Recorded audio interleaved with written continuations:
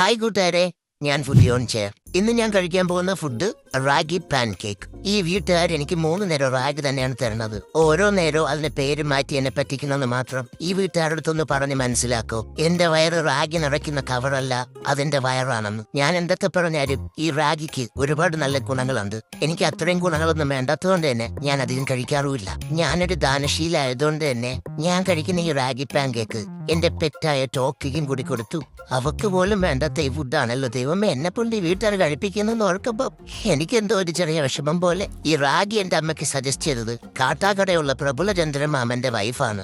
അവരെ ഞാൻ വാങ്ങിയിട്ടിട്ടുണ്ട്.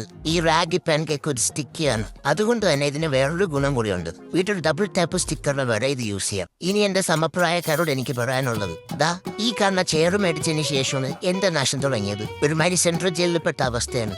ഇതാരും വീട്ടിൽ വാങ്ങാൻ അനുവദിക്കരുത്. അമ്മയുടെ കയ്യിരുന്ന് ഫുഡ് കഴിച്ചാൽ മതി. അതാവുമ്പം ഇഷ്ടപ്പെട്ടില്ലെങ്കിൽ വഴുതി ഇറങ്ങിയൊക്കെ ഓടാം. ഇത് അതിന് പോലും പറ്റാതെ വീട്ടുകാർ നമ്മൾ ഇതിലങ്ങ് ലോക്കാക്കി കളയും. നമ്മൾ തിന്നില്ലെങ്കിൽ അവര് തീറ്റിക്കും. ലൈക്ക് പുട്ടുകുറ്റിയിൽ മാവ് നിറയ്ക്കുന്ന അവസ്ഥയാണ് ഇപ്പൊ എന്റേത്. കഴിഞ്ഞ ദിവസം ന്യൂസിലാൻഡിൽ എന്റെ ഫ്രണ്ട് ഉണ്ട്, എസ്മാന്റെ ഏറ. അവരുടെ പപ്പ അവർക്ക് മുട്ടയൊക്കെ കൊടുക്കും. അവളെ പപ്പ പറയുക ഒരു ദിവസം 14 ഗ്രാം പ്രോട്ടീൻ വേണമെന്ന്. ഞാൻ അത് കണ്ടിട്ട് എന്റെ വീട്ടിൽ മുട്ട ചോദിച്ചപ്പോ അവര് പറയുക മുട്ട തിന്നാ മൂക്കുരു വരുമെന്ന്, ഓയിലി സ്കിൻ ആവുമെന്ന്. എന്റെ ചന്ത് തകർന്നു പോയി. ഇങ്ങനെ പോവുകയാണെങ്കിൽ ഞാൻ വല്ല റാഗി ബ്രാൻഡിന്റെയും ബ്രാൻഡ് അംബാസിഡർ ആവും. ഇനി എനിക്ക് കരയുള്ള സമയമാണ്, ഇല്ലെങ്കിൽ ഈ ഫുഡ് ഫുള്ള് ഞാൻ തിന്നേണ്ടി വരും. അപ്പോ ബൈ കൂട്ടുകാരെ.